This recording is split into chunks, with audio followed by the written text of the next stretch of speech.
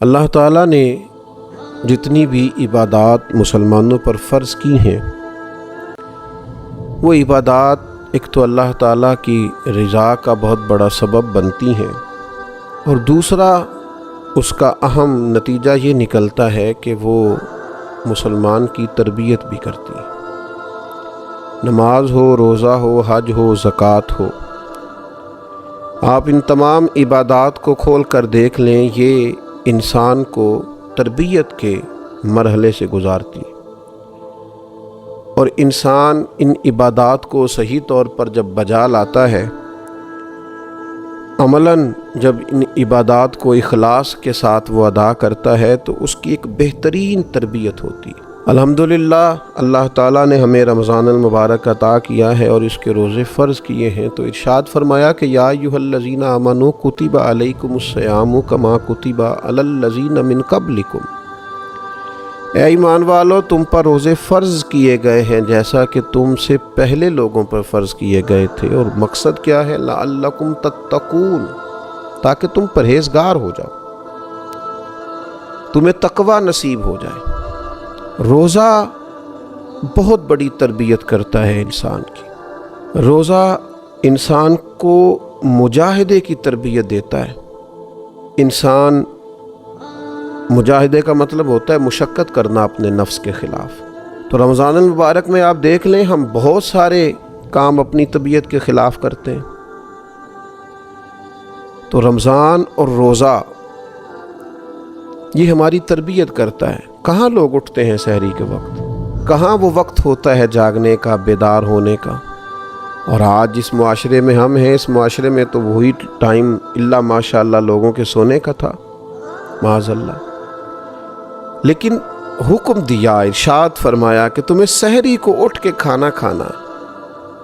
وہ کریم ہے نا، بے نیاز ہے، چاہتا تو یہ حکم فجر کے فوراً بعد بھی رکھا جا سکتا تھا۔ فجر کا وقت طلوع ہونے سے پہلے تمہیں سحری کھانی ہے، یہ خلاف طبیعت ہے، اور ظاہر ہے جس کو کھانا ہے اسے کچھ وقت پہلے اٹھنا ہے، اس کی تیاری بھی تو کرنی ہے، پہلے بنانا ہے تو ہی کھانا ہے۔ تو انسان پر اگرچہ یہ مشکل تھا، لیکن اس سے کہا گیا کہ اس مشقت کو برداشت کر، لعلکم تتقون، تاکہ تم پرہیزگار ہو جاؤ۔ روزہ جس مشقت سے ہمیں گزارتا ہے، ہمیں پرہیزگاری نصیب ہوتی ہے۔ اور آپ دیکھیے کہ روزہ بہت بڑا مراقبہ ہے۔ کس بات کا مراقبہ؟ اللہ تعالیٰ کے حاضر و ناظر ہونے کا مراقبہ۔ آپ اکیلے ہیں گھر میں، کوئی آپ کو نہیں دیکھ رہا، فریزر کے اندر سارا کھانا موجود ہے، آپ اطمینان سے کھانا کھا سکتے ہیں، لیکن نہیں کھاتے۔ کیوں نہیں کھاتے؟ کہ میں نے روزہ رکھا ہوا ہے۔ تو روزہ یہ تربیت کرتا ہے، مجاہدہ کراتا ہے کہ اللہ مجھے دیکھ رہا ہے۔ اگر یہ مشق پک جائے نا باقی 11 مہینوں میں بھی، تو تنہائیاں پاک ہو جائیں گی، ساری مزاج پاک ہو جائے گا۔ جس طرح اگر صبح سحری میں اٹھنا پک جائے تو فجر کیا تہجد کی مضبوطی بھی نصیب ہوگی۔ یہ ایک مشقت اور ایک تربیت روزے نے ہماری کی۔ اور میں آپ سے عرض کروں، کبھی اس نظریے کو پکا کے دیکھیں۔ حضرت جنید بغدادی رحمۃ اللہ علیہ فرماتے ہیں، مجھے میرے شیخ نے کہا تھا کہ بیٹا اس ذہن کو اچھی طرح پکا لو کہ میرا اللہ میرے ساتھ ہے اور میرا اللہ مجھے دیکھ رہا ہے، اس کو پختہ کر۔ پھر تو یوں ہے کہ انسان کا سارا وقت ہی معیاری اور قیمتی ہو جائے گا، پھر تو وہ مسجع مکفّع شگفتہ زندگی گزارنے لگے گا۔ تو روزہ عملاً اس کی مشقت کراتا ہے۔ پھر آپ دیکھیے کہ انسان جب بھوکا رہتا ہے نا تو اس کو روحانیت نصیب ہوتی ہے۔ نبی پاک علیہ الصلوۃ والسلام نے بہت پیٹ بھر کے کھانا کھانے کو پسند ہی نہیں فرمایا۔ اللہ کے حبیب صلی اللہ تعالیٰ علیہ وسلم فرماتے ہیں، کسی نے جو سب سے برا برتن بھرا ہے وہ پیٹ ہے۔ روزہ جو ہماری تربیت کرتا ہے، مشقت ہمیں روزے کی صورت میں جس مشقت سے گزرنا پڑتا ہے، وہ کس قدر انقلاب برپا کرتی ہے۔ ایک حدیث میں نبی پاک علیہ السلام نے فرمایا کہ شیطان آدمی کے اندر ایسے رواں دواں رہتا ہے جیسے خون، بس چاہیے کہ بھوک کے ذریعے شیطان کا رستہ روکا جائے۔ اب دیکھیں دوسرے مقام پر حضور علیہ السلام نے نوجوانوں سے بھی فرمایا کہ یا نکاح کرو یا روزے رکھو۔ یہ مشق روزے کی اگر کی جائے تو یہ نفسانیت کو کنٹرول کرتی۔ تو رمضان المبارک ہماری یہ تربیت کرتا ہے کہ کچھ تھوڑا اس کا خیال رکھا جائے۔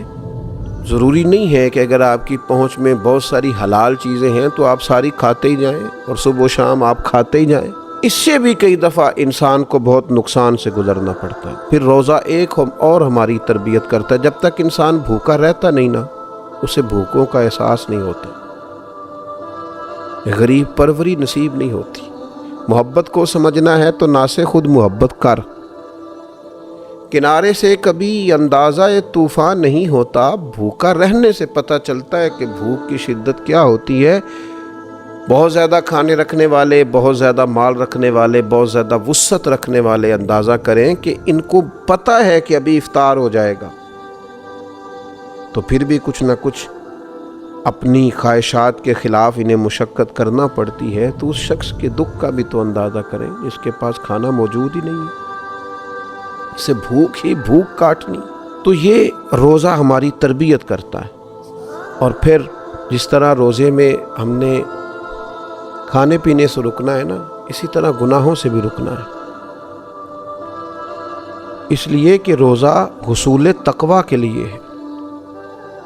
اللہ کی رضا کے لیے اگر ہم رکے ہوئے ہیں کھانے سے، پینے سے، عمل زوجیت سے، تو اسی طریقے سے اللہ کی رضا کے لیے رکنا ہے حرام سے، جھوٹ سے، غیبت سے، بدی سے۔ نبی پاک صلی اللہ تعالیٰ علیہ وسلم نے فرمایا جس آدمی نے جھوٹ بولنا اور جھوٹ پر عمل کرنا نہ چھوڑا تو اللہ تعالیٰ کو اس کے کھانے پینے چھوڑنے کی کوئی حاجت ہی نہیں ہے۔ تو عملی تربیت رمضان المبارک ہماری کر رہا ہے کہ جس طرح ہم پرہیز کر رہے ہیں۔ میں نے خود دیکھا بعض لوگوں کو جن کی طبیعت بڑی تیز ہے، بڑی جلدی جھگڑا کرتے ہیں، لیکن رمضان المبارک میں اگر کسی نے سخت بات بھی کر دی تو اس نے کہا جا یار میں نے روزہ رکھا ہوا ہے۔ تو آپ اس بات کو سمجھیں کہ جس رب کی رضا کے لیے آپ نے روزہ رکھا ہوا ہے نا، اسی مالک کی رضا کے لیے آپ جھگڑا چھوڑ بھی دیں، آپ درگزر کا مزاج بھی پیدا کریں، یہ والا روزہ بھی تو کبھی رکھے نا۔ اور پھر روزہ ہمارا قرآن مجید سے رشتہ بڑا مضبوط کرتا ہے۔ آپ دیکھیے جتنا موسم بہار رمضان میں ہوتا ہے نا، تلاوت قرآن مجید کا مشق ہو رہی ہے، قرآن مجید یاد کیا جا رہا ہے، سنایا جا رہا ہے، مسلمانوں کی بڑی تعداد، بہت بڑی تعداد ذوق شوق سے تراویح میں کھڑی ہے، قرآن مجید سن رہی ہے، گھروں میں تلاوت قرآن مجید ہو رہی ہے۔ تو روزہ تربیت کر رہا ہے کہ قرآن پاک سے جڑ جاؤ، اس کے حلال کو حلال سمجھو، اس کے حرام کو حرام سمجھو، قرآن مجید کے قاعدوں اور ضابطوں کے مطابق اپنی زندگی کو ترتیب دینا شروع کرو۔ پھر جب ہم آگے بڑھتے ہیں تو رمضان المبارک ہمیں پابندی اوقات کا بڑا درس دیتا ہے۔